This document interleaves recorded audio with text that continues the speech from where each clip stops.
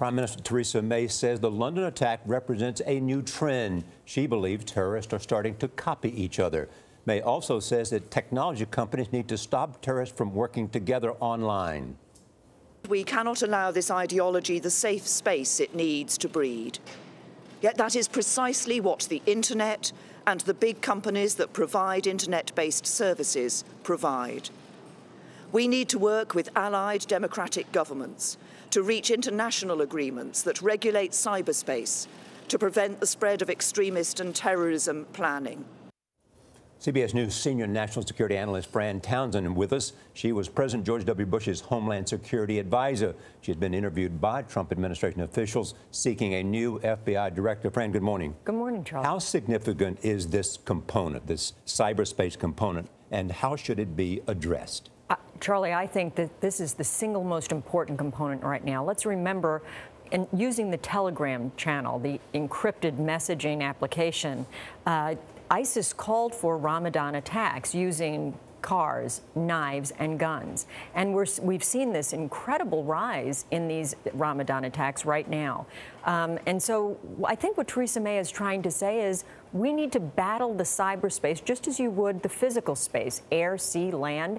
We need to approach it in that way as to confront them, to deny them the use of the internet.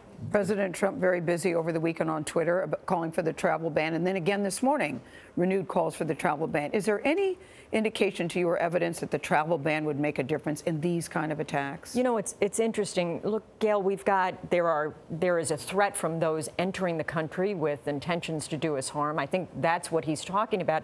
In this case, in the London case, the police chief came out this morning and said he thinks what they are dealing with, at least in this most recent case, is a largely domestic threat. And of course, the travel ban doesn't address that, which is why you've got to address the cyberspace in order to address the domestic, the self-radicalized individual. Addressing the cyberspace issue, you know, I read this morning that Twitter said it suspended 370,000 accounts in the second half of 2017 for promoting terrorism.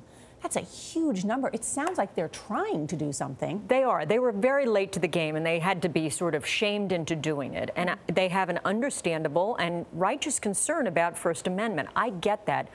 By the same token, you can't allow yourselves to provide these social media companies material support, right? That's a criminal offense to provide material support. And so you have to do more. They have to deploy technology that will allow them to identify video, audio, pictures, and take them down. Aren't there videos still online right now? There are, Gayle, and Anwar al-Awlaki is probably the best example, an American-born al-Qaeda cleric who was rightly and legally targeted with a drone attack by President Obama and killed.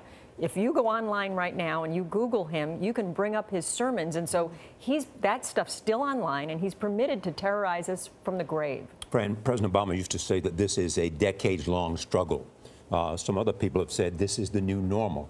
As hard as it is to say that, is that what we're facing? Well, look, Charlie, when somebody can pick up a household item, a knife, or take his car and decide he's going to use that as a form of inflicting terror, I think that's why Theresa May is talking about we've got to, you know, we have this campaign here. If you see something, say something. You've got to get into these communities. You have to have imams and community leaders help you to identify this, because if you're waiting to disrupt this, when the person picks up the knife, you're going to lose. And so you really have to get into these communities and have them feel that they have a stake in disrupting terror. That's intelligence. That's right. Third attack in Britain in 3 months. Why are they a target, or seem to be a target at this time? They do, although I'll tell you, Gayle, I do think that the French feel this, the Belgians in Brussels, right? This is a Western European problem where they have these communities that feel sort of alienated. They don't, you know, in this country, when you come to America, we integrate you and you feel like you've got a stake in it. And I think that Europe is feeling the pressure to do a better job there. Fran Townsend, always good to have your expertise. Thank you. Thank you.